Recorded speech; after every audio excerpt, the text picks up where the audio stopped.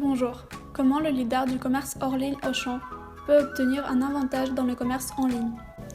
Aujourd'hui, d'après la tendance mondiale, les gens passent de plus en plus de temps en Internet et comme conséquence, le pourcentage des achats en ligne augmente. Le flux des clients des magasins hors ligne à des magasins en ligne existe déjà sur le marché, y compris sur le marché de FMCG. Notre but est de tout simplement diriger ce flux des concurrents aux ressources du réseau d'Auchan. Pour résoudre ce problème, il est tout d'abord nécessaire d'analyser les magasins en ligne d'autres joueurs du marché et comprendre comment créer un réseau en ligne d'Auchan avec les avantages concurrentiels.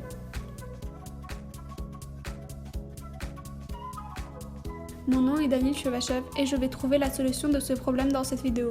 Pour commencer, analysons la fréquentation des magasins de l'Internet et déterminons les dirigeants. Commençons par le leader de l'industrie de l'Internet de l'hypermarché Utkanos.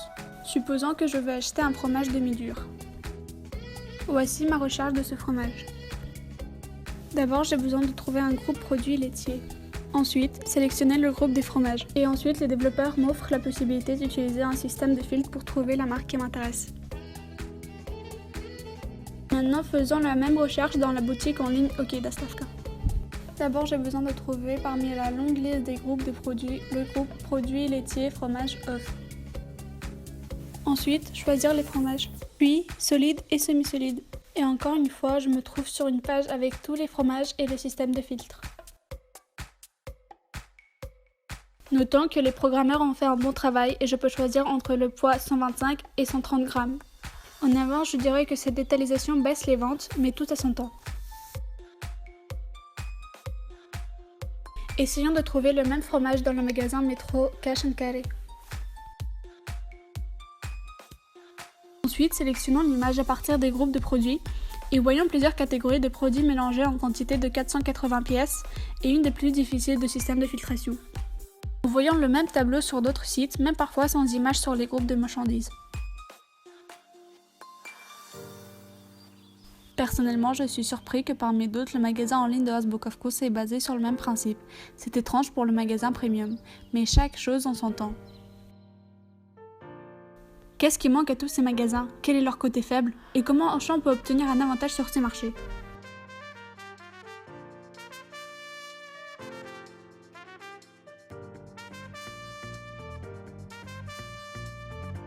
Dans les magasins hors ligne, le placement des produits est dicté par le management et leur connaissance de l'art de merchandising. Ainsi, par exemple, en plaçant des catégories ciblées dans le coin au fond de la boutique selon le principe du triangle d'or, nous imposons à l'acheteur passer par tout le magasin.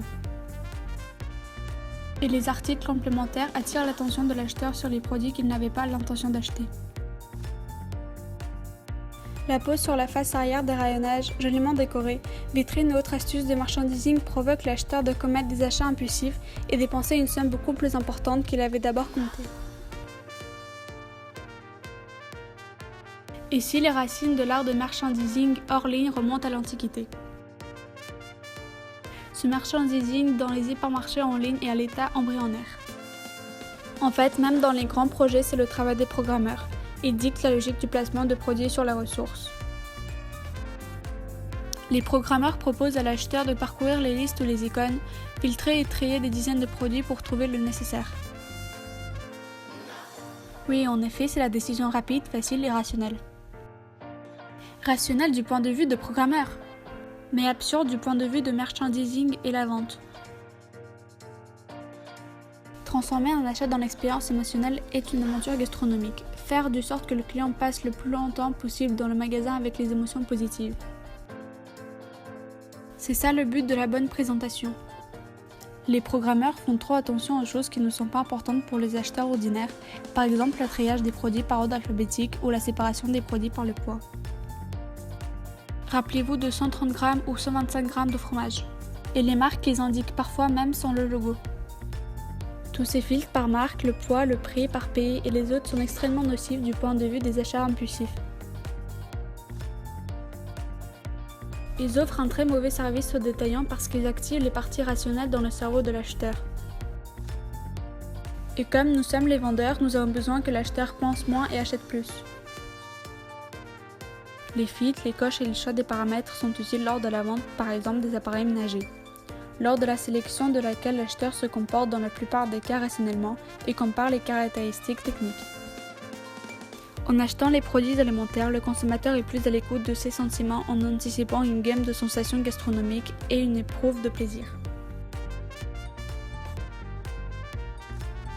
Il se promène entre les comptoirs et mange avec les yeux des friandises appétissantes épicées. Ce processus génère des émotions positives, de l'anticipation et de la tranquillité. Il n'a pas envie de penser et il ne faut pas le forcer à le faire. Par conséquent, si nous voulons augmenter le nombre des achats en ligne, nous avons besoin de montrer aux acheteurs plus d'images juteuses sur leur chemin de la recherche envers les produits qui leur intéressent. Il faut que la promenade virtuelle dans le magasin en ligne apporte le plaisir visuel et esthétique. Il faut produire le même effet que la vitrine magnifiquement décorée dans le magasin. Et les possibilités de l'Internet dans le plan visuel, à la différence de la vitrine statique, sont pratiquement illimitées. Et pourquoi ne pas montrer les catégories des produits connexes lors de la recherche du fromage dans le catalogue? Par exemple, lors de la recherche dans le catalogue des catégories de fromage, vous pouvez afficher sur l'écran les catégories des olives dénoyantes, de la charcuterie et du vin rouge. Lors de la recherche du poisson, vous pouvez afficher le vin blanc et les épices. Et lors de la sélection de la catégorie de fromage râpé, affichez la catégorie des pâtes, des épices et du beurre. Une photo attirante des catégories proches doit être toujours présente à côté de chaque catégorie et chaque produit qu'on crée.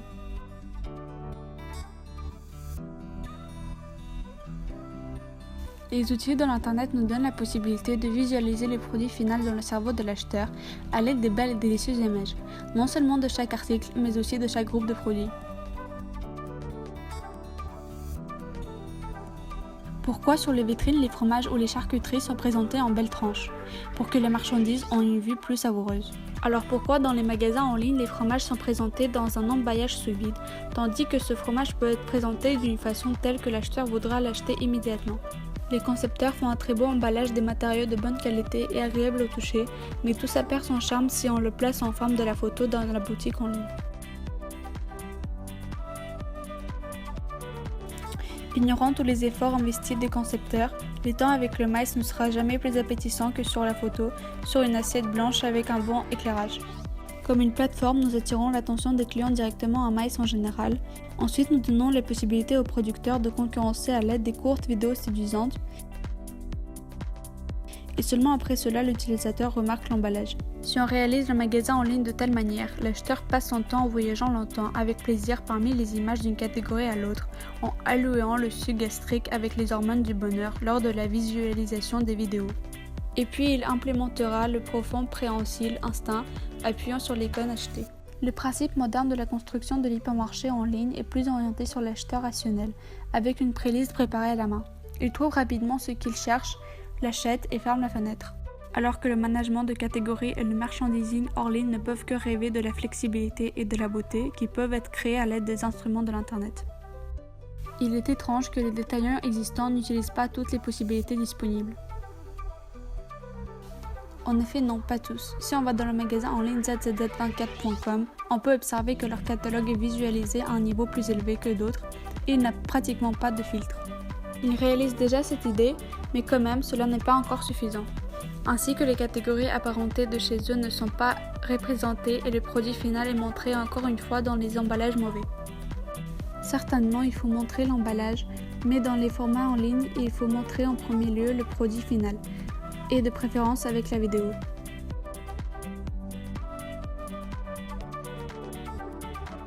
Tout le travail de création de ces délicieuses photos et la vidéo peuvent être transmis à des fournisseurs, il vous suffit de leur poser des formats et des limites. Ils feront tout eux-mêmes parce qu'ils sont aussi fortement intéressés dans les ventes actives de leurs produits. Et si avant ils pouvaient concourir sur l'étagère avec l'aide d'un bel emballage, maintenant laissez-les la possibilité de rivaliser avec des belles photos et des vidéos sur l'étagère virtuelle. L'industrie viendra à cela, tôt ou tard. La question sera de savoir si le champ sera parmi les premiers. Et si nous jetons un regard vers un futur plus lointain, il est évident qu'avec le temps, la concurrence va se déplacer des étagères virtuelles dans la réalité virtuelle. Maintenant, le marché donne la chance de prendre une position de leader dans le commerce en ligne des produits alimentaires. Tout d'abord parce que les magasins en ligne existants n'ont pas encore appris à faire d'un processus d'achat une excitante et émotionnelle aventure. Deuxièmement, en ce moment, objectivement, il a une énorme niche vide sans concurrence. Je parle des réseaux sociaux parce que nous passons dedans la plus grande partie de notre temps libre. Nous contactons avec nos amis par Facebook, regardons des vidéos sur YouTube, partageons nos succès sur Instagram et cherchons des contacts professionnels sur LinkedIn. Et maintenant, imaginez qu'il existe un réseau social alimentaire dans lequel les gens cherchent la nourriture et tous les produits associés. Et ils y passent des heures en étudiant la composition des produits et en faisant leur achat. Je vous propose d'organiser un rendez-vous lors duquel je puisse vous présenter un plan détaillé sur le sujet, comment Auchan peut occuper la position dominante sur Internet. Mon nom est Daniel Chevachev. Merci pour votre attention.